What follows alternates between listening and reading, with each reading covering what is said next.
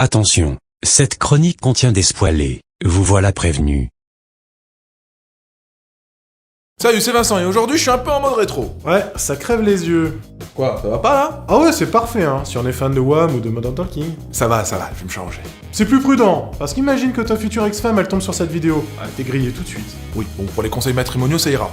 Ça va? Je vous plais là? Alors dans ce contexte, j'irai pas jusqu'à utiliser le mot plaire. Bah de toute façon je m'en branle de votre avis. Bon, aujourd'hui je vais vous parler d'un comics qui met en scène l'une des rencontres les plus improbables qui soit, entre Superman, l'homme le plus fort de l'univers comics, et Mohamed Ali, considéré comme l'un des meilleurs boxeurs de tous les temps. Et là je sens que vous trépignez d'impatience. Allez, c'est parti!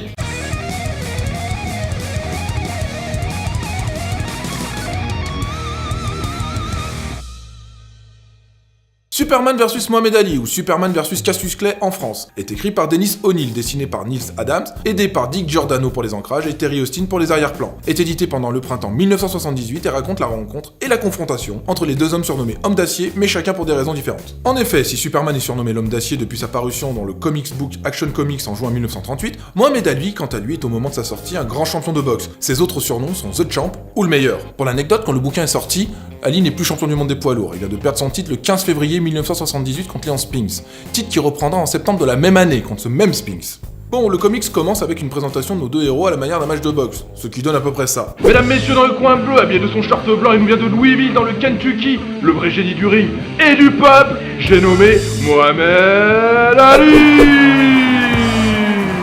Et dans le coin rouge, habillé de sa cape et de ses collants bleus, originaire de la planète Krypton, Kal-El, combattant sous le nom de Superman. Ce combat de catégorie poids lourd se déroulera en 15 ans, et le vainqueur aura comme récompense le droit de défendre le monde. Tu fais super bien le commentateur. Ah, merci. Donc, après cette présentation sportive, l'histoire commence avec Clark, Lois Lane qui soit dit en passant est brune et pas rousse, et avec Jimmy Olsen qui lui est très roux, à la recherche d'un scoop, et c'est là qu'au détour d'une rue, il voit Mohamed Ali en train de jouer au basket avec des gamins. Ni une ni deux, Lois Lane en bonne journaliste sportive qu'elle est, se jette sur l'occasion pour demander une interview que le boxeur accepte volontiers. Mais c'est au moment où débute l'interview qu'une lueur apparaît derrière nos héros, et qui est apparemment une porte interdimensionnelle car un individu de couleur verte en sort tranquillement. Bah c'est un extraterrestre. Mais quelle perspicacité! Merci Captain Obvious! Mais de rien. D'ailleurs je déclare aujourd'hui que c'est la Obvious Day, ce qui veut dire la journée de l'évidence pour les non-anglophones.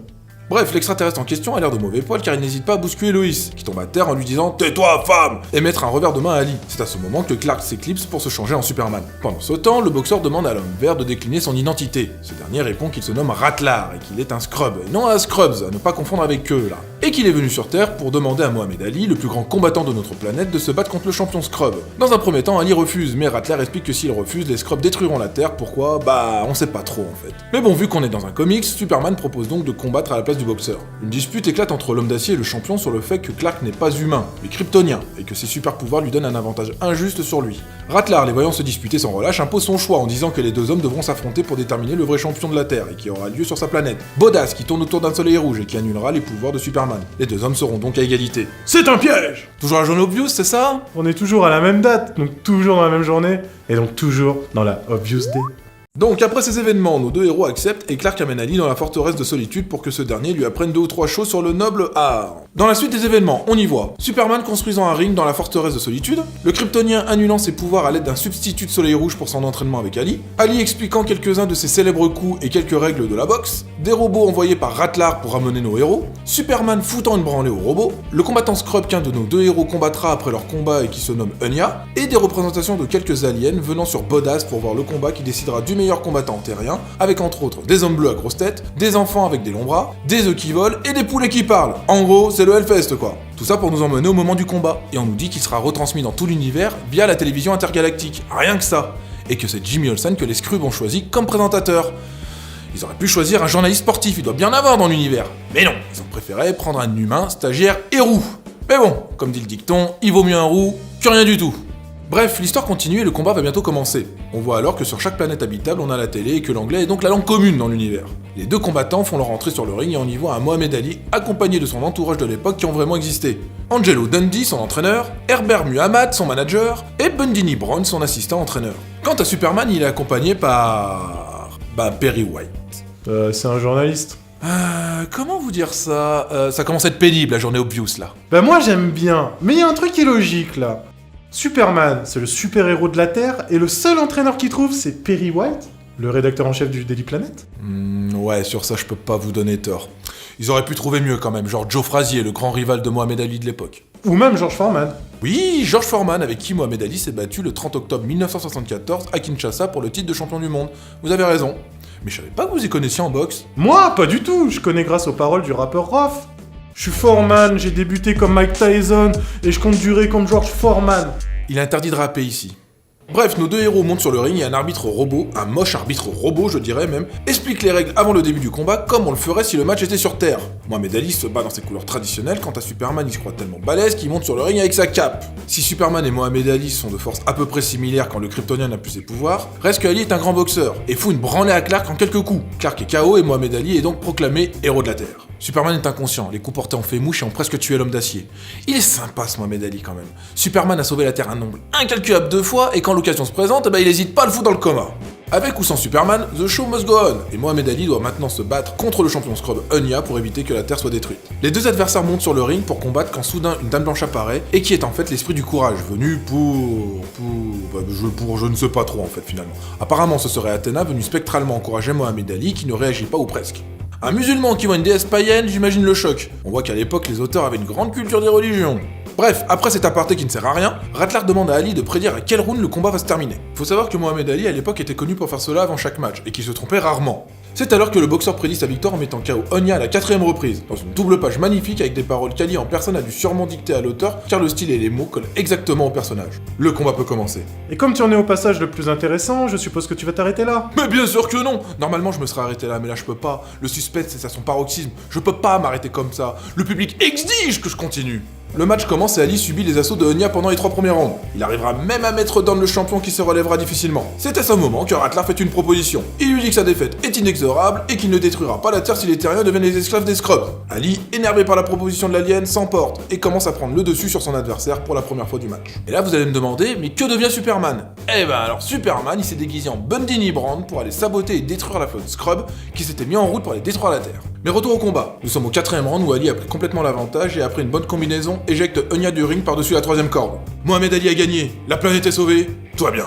Mais en fait non, c'était sans compter sur la mauvaise foi de Rattler qui, découvrant que Superman est en train de détruire la totalité de sa flotte, crie à la traîtrise et décide de détruire la Terre quand même. C'est alors que Enya prend les choses en main et décide de renverser le tyran et de prendre le commandement des Scrubs. Ça c'est ce que j'appelle un coup d'état. Bref, à la fin nos amis font la paix avec Enya, le nouveau leader des aliens, et rentrent sur Terre. Et c'est là que Mohamed Ali annonce à Clark qu'il a découvert son identité secrète, mais que jamais il trahira son secret. Et le comics se termine sur ce dessin magnifique de nos deux héros du jour, se serrant la main, et Ali disant qu'ils sont les meilleurs. Voilà, c'était Superman versus Mohamed Ali et c'était génial. Bon ok, j'avoue, c'est complètement du fanservice et que le bouquin est sorti pour faire de la thune. J'admets aussi que le comics souffre de quelques défauts et que l'histoire n'a ni queue ni tête. L'antagoniste est pourri. Il y a aussi beaucoup de remplissage. Par exemple, l'apparition spectrale d'Athéna sur le ring qui sert à rien. Vraiment, je sais pas pourquoi l'auteur s'est cassé la tête à imaginer ça. Ou les robots qui viennent chercher Ali et Clark et qui se font éclater avant que nos deux héros choisissent de partir dans le vaisseau alien. Là où les robots voulaient les amener. Et l'enjeu, j'en parle même pas. Des aliens voulant détruire la Terre mais voulant d'abord un match contre Superman et Mohamed Ali. Et le pire, c'est que les deux couillons acceptent. Par contre, bien joué d'avoir dessiné tout le clan Ali avant son combat contre Superman. Dommage qu'il n'ait pas eu un rôle plus important à jouer, par contre. C'est un secret pour personne, j'ai beaucoup de mal avec le style graphique et l'ancrage des années 70. Mais là, bizarrement, je trouve le dessin plutôt classe et l'ancrage presque parfait.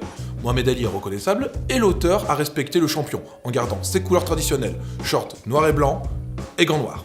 Et là, je dis bravo. Les jeunes d'aujourd'hui diront « Mais c'est n'importe quoi, qui peut bien battre Superman ?» Il faut remettre les choses dans leur contexte. En 1978, la popularité de Mohamed Ali est à son zénith. Il a regagné son titre de champion du monde 4 ans auparavant en battant George Foreman à Kinshasa au Zaïre. Un remarquable documentaire, When We Were Kings, raconte cette extraordinaire épopée. Et même si à la sortie du bouquin, il n'est plus champion du monde, il jouit toujours d'une grande popularité envers le public. Je m'y connais un petit peu en boxe et je trouve que certaines cases ou certains dessins retransmettent bien l'aura du champion. Surtout la double page où Ali prédit l'issue du combat, et j'ai presque eu l'impression que j'allais voir un de ces matchs en vrai. D'ailleurs, sur le cover du comics, l'auteur a dessiné 200 célébrités réelles ou fictives, assistant au combat du siècle. En y regardant de plus près, on peut autant apercevoir Frank Sinatra que Wonder Woman ou encore Pelé. On peut même apercevoir John Wayne qui, ne voulant pas apparaître, a été dessiné en pute avec une moustache. Superman vs Mohamed Ali est quasiment introuvable en VF, et si vous le trouvez, il va vous coûter une blinde. Il a été édité une première fois en 1978 sous le nom de Superman vs Cassius Clay, le nom de naissance de Mohamed Ali. Et il a été réédité en 2011 chez Atlantic dans un coffret de luxe et en tirage limité. Et pour finir, je valide à mort ce comics. Eh, si je t'offre des gants, un petit combat, ça t'intéresse? Pourquoi faire? Vous voulez vous battre contre moi? Mais pas contre moi, contre mon kangourou robot. Moi, je m'abaisse pas à ce genre de sport physique. Ah oui, évidemment, je suis trop con. Ouais, et c'est pas le Obvious Day qui va te contredire. En tout cas, j'espère que cet épisode vous a plu. Vous pouvez venir nous rejoindre sur Facebook, vous abonner à notre chaîne YouTube. Quant à moi, je vous laisse en vous posant cette question. Superman ou Mohamed Ali?